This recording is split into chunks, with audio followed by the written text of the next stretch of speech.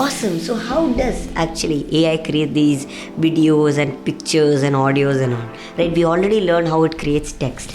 That is what we'll be looking at here. So once you learn this, you will actually be able to control AI. More than learning prompt engineering, yes, we are going to go through as that as well. But with this, you'll actually be able to go through AI much more. Know AI so you can get better results, right? That's the right word. So that is what we'll be looking at now. So how do we train AI with pictures? Main way of how most of the image generators work is diffusion. You might have seen these noisy pictures, right? That is noisy first and then turns it to a real picture. That's not animation, that's how AI actually draws picture. Let's take an example on fixed forward diffusion and generative reverse denoising. Okay, how we train AI pictures is basically by giving it a picture, turning it to a voice. So we give it a picture and convert it to just like voices like this. Okay, now how we get a picture is converting things like this noise into pictures. So it's known as fixed forward diffusion. Forward is converting it into blurriness, training it otherwise, or generating pictures is known as generative reverse denoising. So you're denoising the noise. That's what that's known as. Now the reverse denoising, like you see here, is going from something really blurry to a real picture, right? The more the steps the better, but in short you're teaching AI how you can take the blurry picture to a real picture by just using a text. We'll come to the text later, but like in short that's what you're teaching AI, right? Now, so what we are so for reverse diffusion, we need to know how much noise to subtract from initial noise image, right? So from the initial noise image we need to know what all noise to take away so it will get the picture of the cat. We need a noise predictor. What is a noise predictor? Basically a predictor like how a cat noise looks like, how a dog noise looks like that. Train a neural network to predict the noise. So that is where we train a brain or a neural network to train on this noise, to make sure it knows how it's supposed to be, right? So we choose an image, say let's cat, generate some random noise with it and kind of corrupt the picture. So we generate a picture, generate random noise and then corrupt the picture and gradually go on adding noise. So it knows how the noise is done, right? So as this is already what I explained, but yeah, that's how the training is done and that's how we get an image also.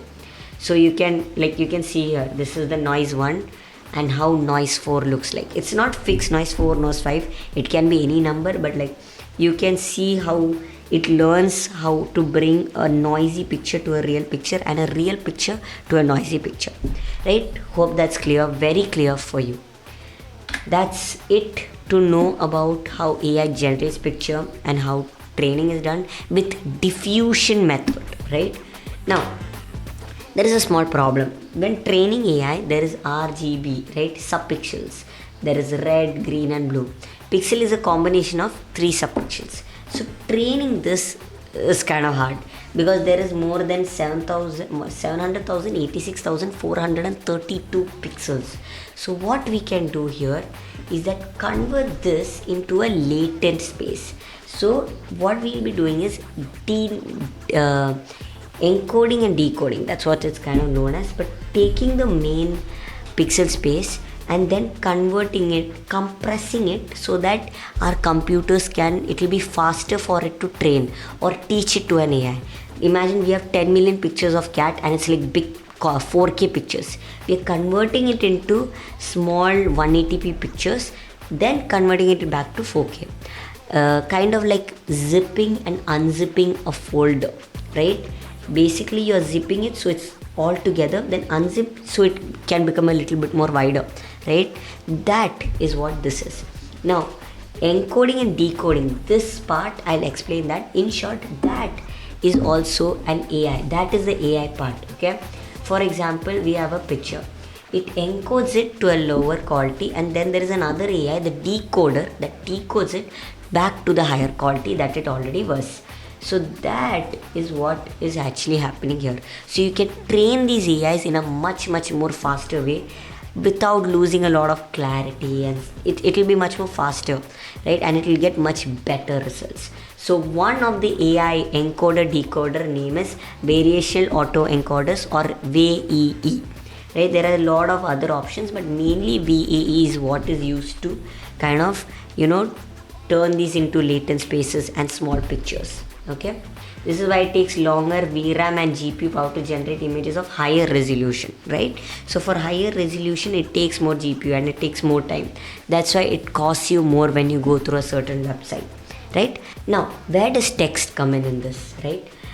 So when you type a text only, it converts it into a picture.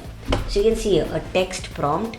When you say cat, it converts it into a list of words. So cat might be 50, 24, 59, 239. Okay, the word cat might mean. It embeds it, and then text transformer converts it into the noise. And drives noise towards the desired result. It uses text as a sense of direction, right? It uses the word cat as a sense of direction of what a picture is supposed to make, like cat's picture. I'll give an example. Now I know you guys have certain doubts, like what is tokenizer? Tokenizer basically converts words into tokens. Stable Diffusion use clips tokenizer. Every token is associated with a number.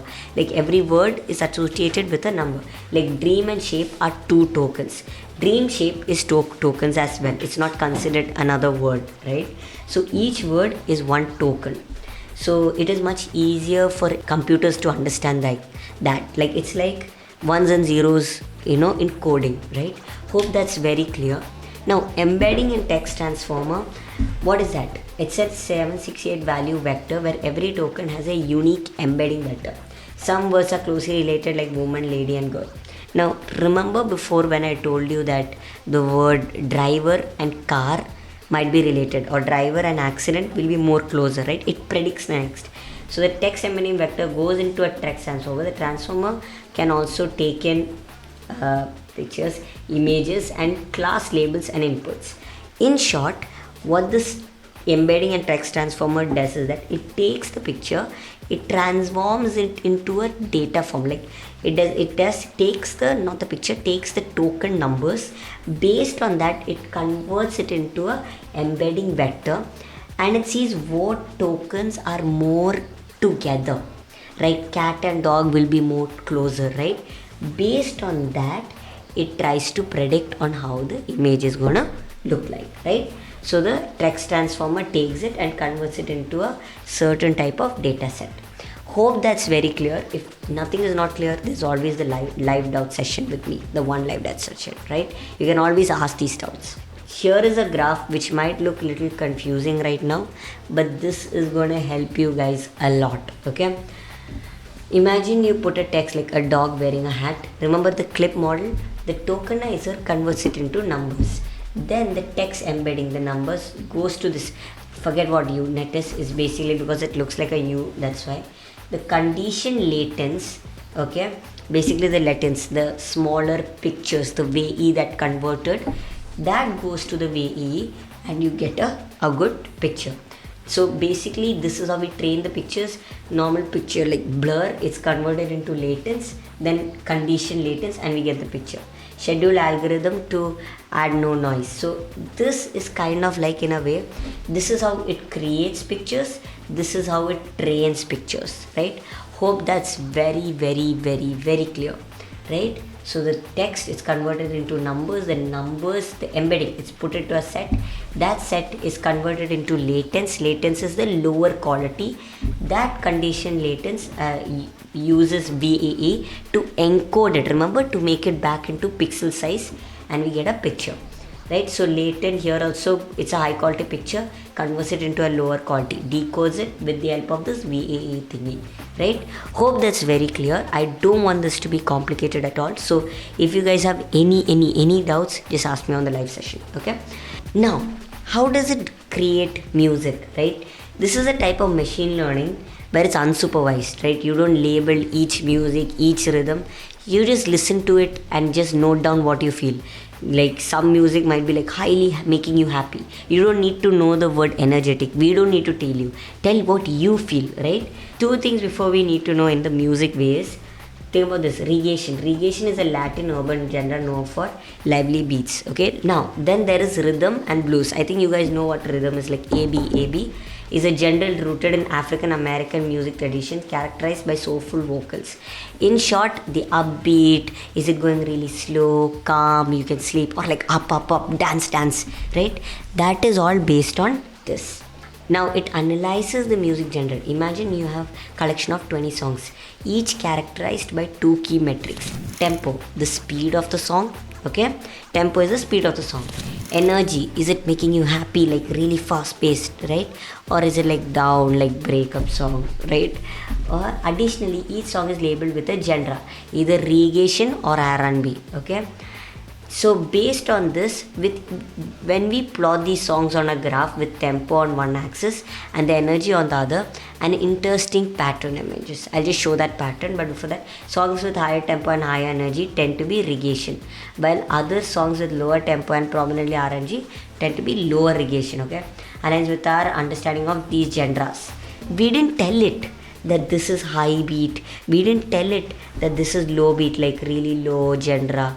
It automatically understood that these less energy songs are more to the reggaeton side, but I mean R&B side. Reggaeton songs are more towards the upbeat side, like has more speed and stuff, right? More energy. So more energy equal to reggaeton genre, and less energy equal to R&B. So it automatically understood that. We didn't tell it, right?